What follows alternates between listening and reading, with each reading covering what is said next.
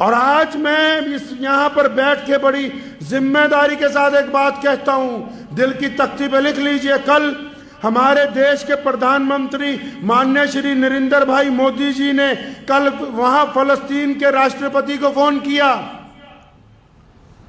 मोदी जी ने फोन करके उनको हौसला दिया, हिम्मत बधाई कि आपके साथ जो जुल्म हुआ है हम आपके साथ हैं। पढ़िए आज के अखबार।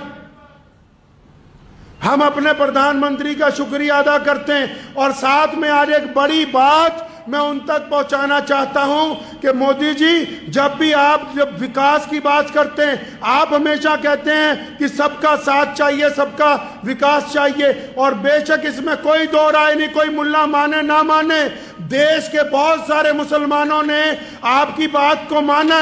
लेकिन क्या बात है कि जब आप मुसलमानों को अपनी छाती से लगाने की बात करते हैं, आप मुसलमानों से मोहब्बत की बात करते हैं, आपने गुजरात में भी पसमानदा मुसलमानों की बात की, लेकिन जब दुनिया में कहीं कुछ होता है तो ये नेशनल हिंदी मीडिया हर एक बात को आपके साथ लगा के पेश करता है। ये मुसलमानों के दिल में आपकी नफरत पैदा करने की कोशिश करता है। कभी इनसे पूछिए कि ये आपके कौन से विरोधियों की शय के ऊपर देश के मुसलमानों को अपने ही प्रधानमंत्री के साथ इस तरह की बातें बना के पेश करता है। कभी इन मीडिया वालों से भी पूछिए जाके।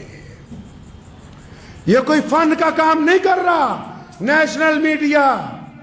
कौन कहता है कि देश के लाखों मुसलमान नरेंद्र भाई मोदी के साथ नहीं है? बेशुमार लोग यूपी में, बेशुमार लोग मध्य प्रदेश में, लेकिन जब भी कोई बात दुनिया में कहीं होती है तो कई चैनलों ने सुर्खी बनाई कि हमास तो बहाना है, असल तो इस देश के अंदर अल्लाह के बंदे, जो कौम अपने बच्चों को रो रही हो, जिनके मासूम 6-6 महीने, 1-1 महीने के बच्चों को बम मार के शहीद किया जा रहा है, जिनकी बेटियों को शहीद किया जा रहा है, जिनकी मस्जिदों को वो अपना रोना रो रहे हैं, तुम उस रोने के दरमियान भी हमारे ही देश की सत्ता में बैठे हुए उस इंसान को जो इस वक्त पूरे विश्व में भारत की बात कर रहा है, उसके साथ कंपेयर करते हो। तो ये बताओ सारे नेशनल मीडिया वालों कि कौन से विरोधी पार्टियों की शय पे तुम ये कारनामा कर रहे हो और मौलवियों की तकरीरें छोटी छोटी काट के रोजाना नेशनल मीडिया पर चला रहे हो। तुम क्या चाहते क्या हो कि देश का मुसलमान क्या अपने ही प्रधानमंत्री के साथ ना खड़ा हो? मैं ये पैगाम पहुंचाना चाहता हूं उनको कि हम जब भी तकलीफ में होते हैं, हम तो अपनी तकलीफ के लिए रो रहे हैं, लेकिन ये नेशनल मीडिया उसको इसी देश में गंदा रंग दे रहा है, नफरत का रंग दे रहा है, भड़काने का रंग दे रहा है। कभी इनसे भी बिठा के पूछ लो कि तुम चाहते क्या हो, क्या कर रहे हो?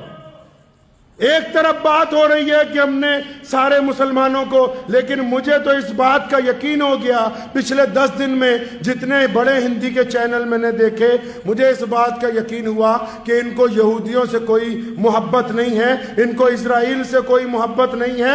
ये दरअसल भारत के ही रहने वाले लोगों को भारत की विपक्षी पार्टियों के कहने पर भारत की सत्ता में बैठे हुए लोगों से अलग करना चाहते हैं। ये इन नेशनल मीडिया वालों की हकीकत है, इससे ज्यादा इनके पल्ले कुछ नहीं है। इस बात को समझ लीजिए कि जब कोई बंदा सही काम करेगा तो हम क्या कहेंगे? सही कर रहा है। हमारे प्रधानमंत्री ने कल फलस्तीन के लोगों को हिम्मत बंधाई तो हम कैसे कहते हैं कि गलत है? बिल्कुल सही है। जब उन्होंने फोन करके कहा कि जिन लोगों पे अस्पताल में बम गिराया गया वो जुल्म है, जब उन्होंने कहा कि हम आपकी मदद करते रहेंगे, भारत अपने स्टैंड के ऊपर कायम है, तो फिर ये कौन लोग हैं? ये कौन है जो नेशनल मीडिया पे बैठे हैं? नेशनल मीडिया वालों को कहता हूं, आओ किसी बाजार में एक मुसलमान अपने एक हिंदू भाई की दुकान से सामान खरीदता है और एक सिख अपने हिंदू भाई के साथ मामला रखता है कारोबार का। एक मुसलमान की दुकान पर हिंदू और सिख सामान खरीदने जाते हैं। ये जो तुम नफरत की बातें चैनल पे बैठ के करते हो, जमीन पे आके देखो ऐसी कोई नफरत इस मुल्क के अंदर मौजूद नहीं है। तो आज इस जुमे के मुबारक मौके पर जहां हम अपने प्रधानमंत्री का शुक्रिया अदा करते हैं, उनसे दरखास्त भी करते हैं कि ये जो दोगली पॉलिसी चैनलों ने अपना रखी है, जो दर हकीकत हमारे खिलाफ नहीं है, हमारे खिलाफ नहीं है, ये आपके उस नारे के खिलाफ है, सबका साथ सबका विकास।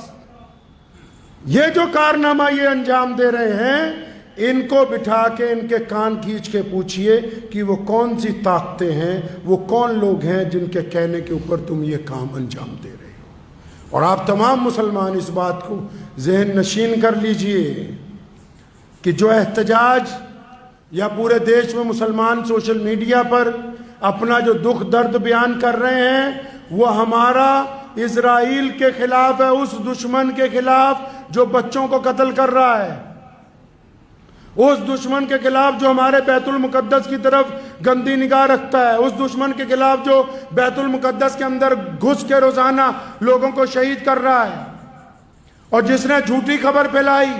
खुद अमेरिका के मीडिया ने, यहूदियों ने फिर माना कि हमारे पर हमास का कोई ऐसा हमला नहीं था जिसमें यहूदियों के बच्चे मारे गए हों। जिन्होंने खुद झूठी खबरें फैला के सिर्फ मुसलमानों को बदनाम करने की कोशिश की।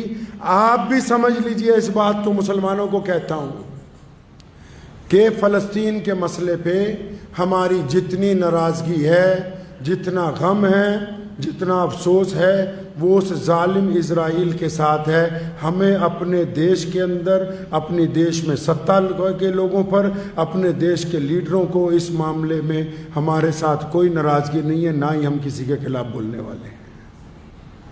हम ये बताना चाहते हैं दुनिया को कि यहूदी जो चाल चल रहा है, ये बिल्कुल ईस्ट इंडिया कंपनी वाली चाल है। देखो, अंग्रेज आए, उन्होंने कलकत्ता के अंदर आके कहा जी थोड़ी सी जगह रहने के लिए दे दो, जगह मिल गई। फिर कुछ दिन के बाद का भी हमें इजाज़त दे दो कि हम कॉरपोरेशन बना लें, तुम्हारा साथ देंगे। साथ कॉरपोरेशन दे दी। फिर कहने लगे अगर तुम कहो तो सड़कें अच्छी बना दें, सड़कें बनवा ली। तो अच्छा तुम कहो तो थोड़ी सी रेल की पटरी बिछा दें। करते करते पूरे मुल्क पे कब्जा कर लिया। मैं जिस खानदान से ताल्लुक रखता हूं, 150 साल हमने देश की आज़ादी के लिए कुर्बानी दी है। वीर सावरकर साहब ने अपनी किताब द फ्रीडम मूवमेंट ऑफ 1857 में लिखा है कि मौलाना शाह अब्दुल कादिर लुधियानवी जैसा कोई बंदा नहीं जिसने अंग्रेज के दांत लुधियाना से लेके दिल्ली तक खट्टे किए हों। लेकिन वीर सावरकर ने हमें स्वतंत्रता सेनानी लिखा, लेकिन उस वक्त अंग्रेज ने FIR में हमें आतंकवादी लिखा। शहीद भगत सिंह को अंग्रेज ने दहशतगर्द कहा। क्यों? क्योंकि सत्ता अंग्रेज के पास थी।